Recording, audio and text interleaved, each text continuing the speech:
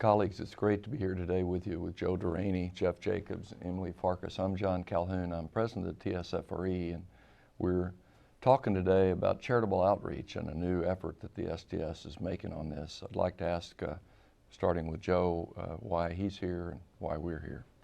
My name is Joseph Dearani, and I'm a cardiovascular surgeon at the Mayo Clinic in Minnesota, and I've been involved with humanitarian outreach activities now for almost 20 years when I started on the faculty at Mayo Clinic. My name is Jeff Jacobs, and I'm a cardiac surgeon at Johns Hopkins All Children's Heart Institute. I've been involved in humanitarian missions probably for about the last 10 or 11 years, mainly in the Caribbean. I'm Emily Farkas, cardiac surgeon, and I've focused a lot of my career on humanitarian efforts, and glad to be a part of this. Great. Let's get started. Joe, tell us a little about what types of humanitarian outreach activities exist in thoracic surgery. I think there's two broad categories of humanitarian outreach. The most common one is an educational-based effort where either a non-government organization or an institution corrals a medical team together and visits a partner site in the developing world somewhere. And it's oftentimes a surgeon working with surgeon, anesthesia with anesthesia. And the general theme is education, so that you make the visiting team better and then they can go on and grow their program. The other effort is an initiative to do cardiac surgery in an area where they can't do cardiac surgery. So you literally, it's like tent surgery. You bring the whole team, you bring all the technology with you, you do it for 1 or 2 weeks, maybe once or twice a year, and then you come home. So those are the two broad categories. Great. Jeff, comment on how medical missions and humanitarian outreach activities are funded a little bit for us, please. That's a great question because it's one of the larger challenges we face. And funding these missions comes from a variety of sources. The expression, it takes a village, well, it truly takes a village to organize these missions. And these missions are funded from multiple sources: governmental agencies, non-governmental agencies, sometimes medical companies like St. Jude or Medtronic or Edwards Life Sciences will help. There's a variety of non-governmental agencies that chip in. Local 501c3s often play a part, and then grassroots efforts with local donors within the community. All of this comes together to put together enough resources to be able to put on any of the different types of missions that Joe was just describing. Great. Let me just take just a moment to let everybody know that Joe's chair of the charitable outreach workforce that's been created by Dr. Fullerton. The STS is here, and Jeff and Emily are members of it. And part of the reason it was formed was because of the Edwards Every Heartbeat Matters campaign that we got a grant for in the TSFRE. Emily, you've had a lot of experience and kind of changed your career to work in the developing world a great deal of time. How do you select programs, or how do you select where you go for that kind of thing? Yeah, I think most commonly the formula is there will be a group of local clinicians or administrators or even a representative from the Ministry of Health who identifies a need, an unmet need for the patients or a community or a region, and they reach out to a certain NGO. And what we will then do is send a scout team of sort of key personnel to evaluate the hospitals for things you might not think of, like power outages and generator supply and oxygen and how the gases are piped in, et cetera. And what the local team will do with this program as far as investing in it and developing a partnership. And from there we build a collaboration and a partnership to organize recurring trips. Great. Joe, can you kind of expand on the role of industry in humanitarian outreach from your perspective, please? Well, I mean, industry has really been a large backbone of funding for many of these medical missions, and it's very common for an NGO, as Emily said, to be sponsored by a particular, somebody in industry. And many of the cardiovascular companies have been committed to this, and the list is long. Many of the valve companies, and so they actually, I think, really deserve a lot of the credit for a large amount of the funding. And then there are other fundraising events that a non-government organization may do or an institution may do to try to raise money that could subsidize, a particular trip. But industry, and as you indicated, I mean, Edwards has been kind enough to sort of launch this effort with the Society of Thoracic Surgery with the Every Heartbeat Matters, and my guess is that many others will probably try to follow in line, because I think industry is genuinely interested in this kind of work. That's great. Jeff, you're a pediatric heart surgeon. How are patients chosen for surgery when you approach these missions? On the missions that our team has been involved in, we typically partner with local physicians in the community who oftentimes don't have the resources to do enough pediatric heart surgery to meet the local need. We identify potential patients, and sometimes we get a list sent to us, even sometimes with echocardiograms, and we review them ahead of time. Ultimately, we try to choose children who can have their heart fixed with one operation as often as possible. And sometimes, rarely, we'll take on children who will require more than one operation over the course of time. But in an environment of limited resources, we try to match those resources to helping the most children, which often means focusing on children who can have one operation to put them in a situation where they're repaired as good as possible. John, if I could just add one thing to Jeff's comment that I think is important for everybody to appreciate, is one of the really nice things about pediatric outreach is that these lesions, when they're fixed, it totally changes the trajectory of that person's life. So industry, for example, is really interested in this, because you basically create a lifetime impact, with one operation, and so it changes things really forever. So if you had to pick a specialty in medicine where you could have the greatest impact, pediatric cardiac defects are one of them, because it changes from childhood right on up into adulthood, and so there's a lot in it for everybody involved. Yeah, I would agree with that completely. I think that if we take a little baby with tetralogy of Fallot or a large ventricular septal defect, you have a baby that potentially is not going to live past the age of 2 or 3. With one operation, they have the potential to live a normal life and become productive members of society, live to adulthood, and that's one event, one operation, and taking somebody who's going to be dead before the age of 2 or 3, and now they can potentially live a normal life. It's a huge contribution. So Emily, with that kind of pediatric risk and cost equation versus the quality, how do you select adult patients when you go on these missions? Yeah, we have a similar format where the local physicians will identify a group of candidates, and we spend usually our first day or day and a half just evaluating all of them together with echoes and exams and interviews.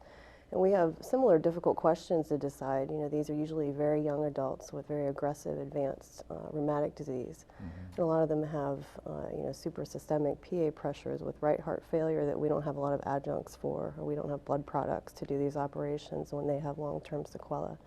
So it's always easier to say yes than to say no, and so we have to make those tough decisions about who we can best serve with our limited resources safely. Joe, have you had to deal with language barriers when you go somewhere? Has that been an issue, and if so, how do you approach that? It depends, which country you're visiting in the developing world, but yes, language issues can be an issue, and we typically will bring translators. Sometimes we have the good fortune of actually having members of the medical team be fluent in whatever the language may be. But it's important to have translators present, and usually it's 2 or maybe 3 on a trip, and one may be anchored in the operating room and one may be in the ICU, and then there may be a little didactic session going on where you're teaching, and the communication is obviously critical for you to accomplish what you'd like to accomplish. Sure. Jeff, one of the cornerstones of your career has been your work in quality measurement and quality metrics in the database, and you've done a lot for us in that area. How do we translate that into the outreach visits? Well, I think there's a variety of ways to define success on an outreach visit. There's individual clinical success, and there's also educational success. We've been very compulsive on the missions we've gone on to maintain a database. We maintain a charitable version of the STS database, and we track our outcomes very closely so we can know how many operations we did, who lived, and who lived without any complications. And defining clinical success using the same parameters that we use locally in the United States with the STS database is facilitated by just having a database to keep track of outcomes. Besides the clinical success, there's also educational success. And I think the clinical success is defined by the concept every life saved is a life saved. So every single time we save a life, we're creating potentially another productive member of society, helping an entire family. But beyond that, the educational component of training a local team so they can do more and more surgery on their own. And we've taken the slogan that not only every life saved is a life saved, but if you save 10 lives a year for 20 years, that's 200 lives. But if you create a scenario with education and partnership and sustainability, that can save thousands of lives. So I guess to summarize, success and tracking outcomes really, I think, has two domains. There's the clinical domain of saving lives with minimal complications, and there's the educational domain of training a local team so they can do more and more operations independently on their own. Great. Emily, you may have had, at your stage of your career, more outreach visits than just about anybody in the STS. Tell us about the logistics of participating in that. How do you get involved? What time in a surgeon's career should you do these kind of things?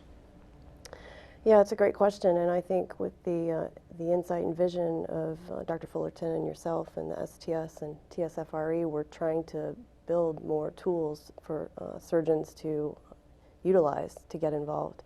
Until that time, I think the colleagues in the STS who've been involved in this outreach are great resources, and just to connect with them regarding different trips that are going on, different organizations to which they can attach. As far as the timing, you know, the most common model, I think, is people toward mid to end of career who realize that they want to give back in a different way, and it's a good time in their lives, and that's very valuable. But the earlier that someone can get involved, it's just that much better. And so I always encourage young to mid-career physicians to start that pattern because it's so rewarding and valuable. I think, John, just to expand on that a little more, I think at any point in time in your career, and I actually had the good fortune to start right at the beginning of my career, and the paradox about going to the developing world, and supposedly we're supposed to, our goal is to educate them.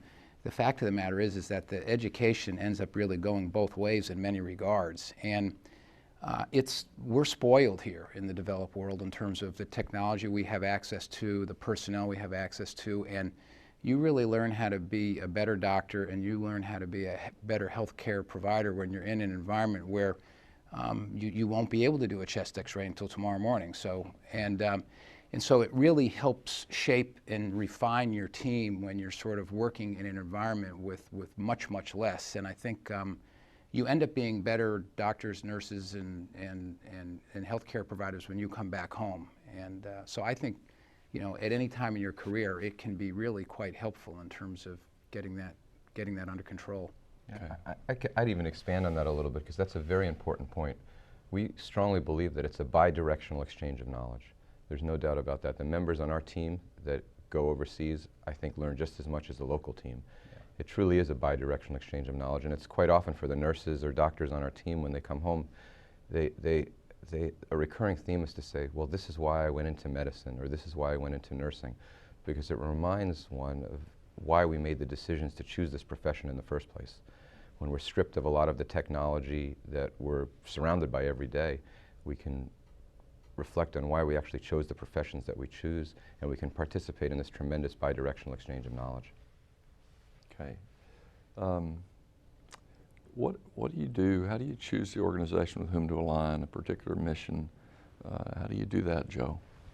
Well, there are many. I mean, I think most of the efforts are often via the non-government organization, and the majority of them. I've been involved with Children's HeartLink in Minneapolis, which has a track record now that exceeds 40 years, and so. But many of them have a long track record of designing trips, how medical volunteers are looked after, and so this is typically how you get involved. I mean, there are usually a given non-government organization may have a relationship with 4 or 5 medical institutions, oftentimes in North America, but interestingly enough, it may be a very experienced program from the United Kingdom or elsewhere in Europe or the Middle East, and they are the educating team going to a program in the developing world. And I think it's a geographic issue, but I think whichever non-government organization that you may have closer access to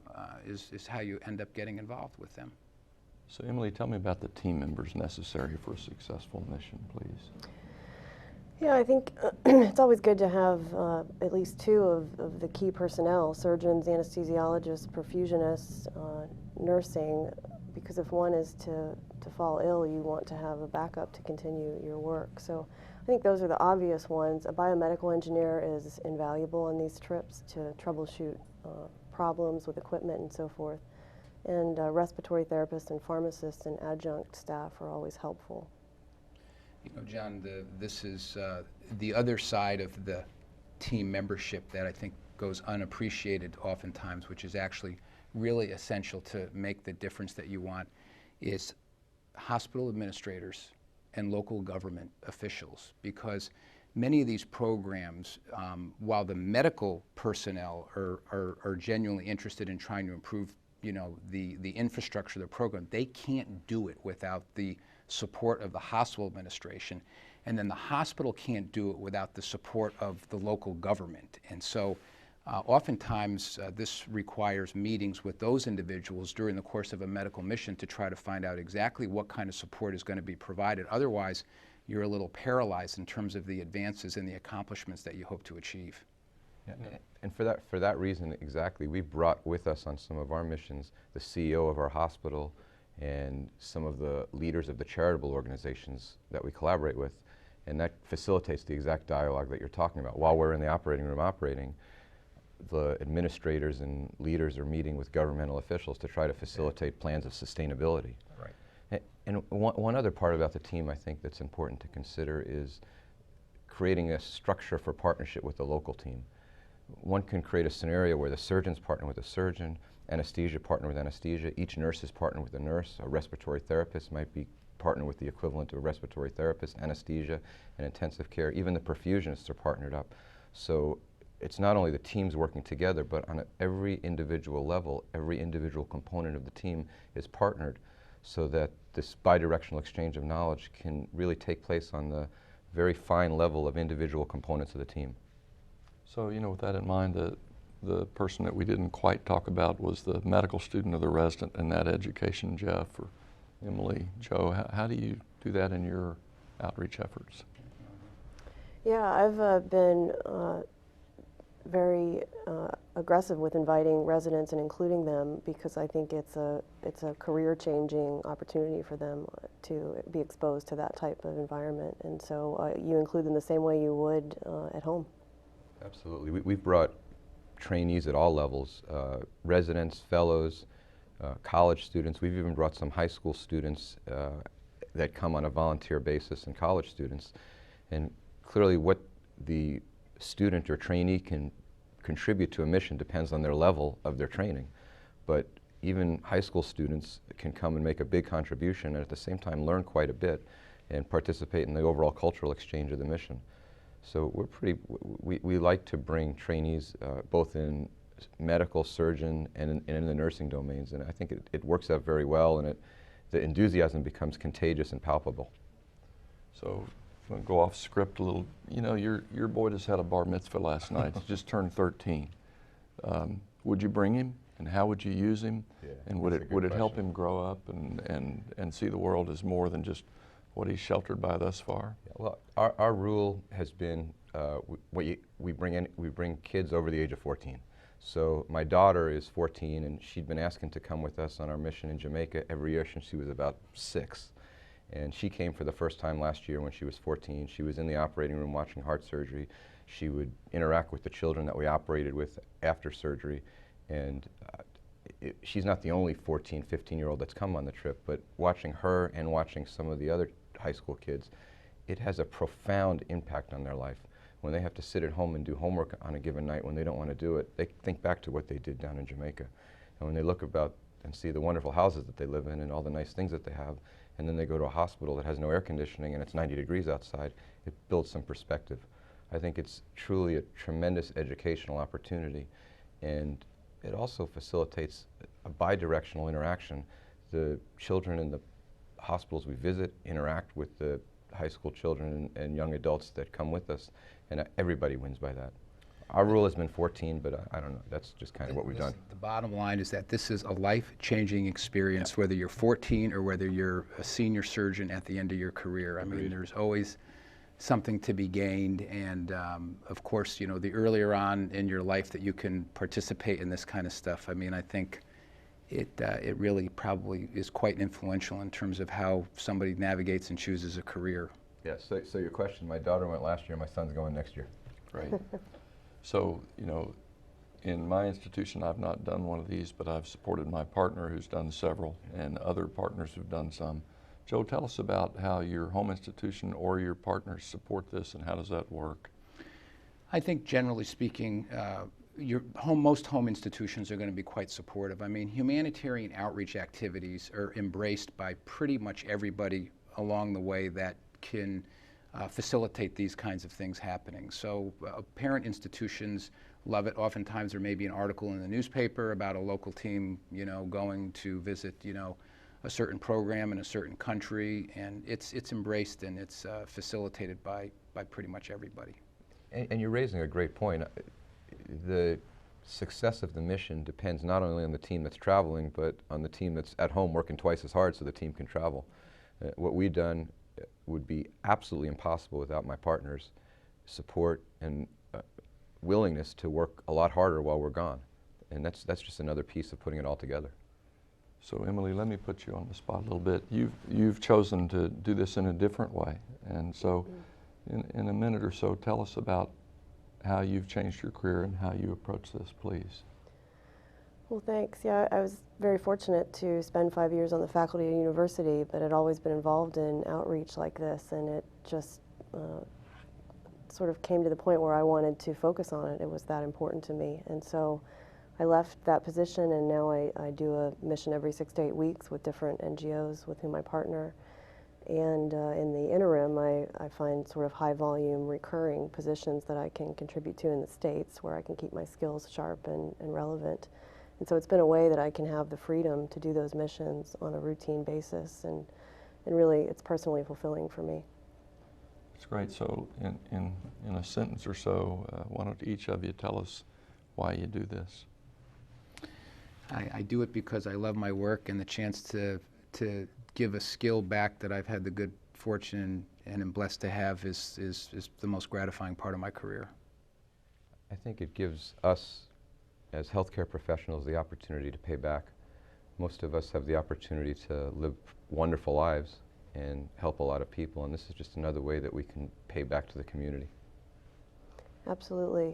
You know, I'm so grateful for the training I've received and this opportunity to affect people's lives, and this is the best way we can pay it forward.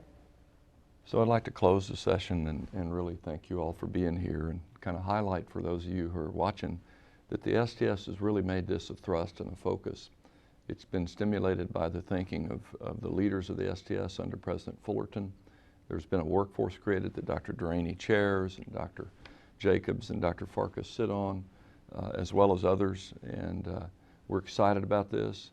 As mentioned, Every Heartbeat Matters campaign has given the STS $150,000 this year and $150,000 for the next couple of years to help fund these missions. We want you involved. We want you to contact Dr. Dearani and his group and get involved in some way, apply for the grants, and we'd like to help fund this and like to help the STS be even more involved in the society and our world as we help others develop to the great way that we've been able to. So thank you for your time and attention, and thank you to the panel.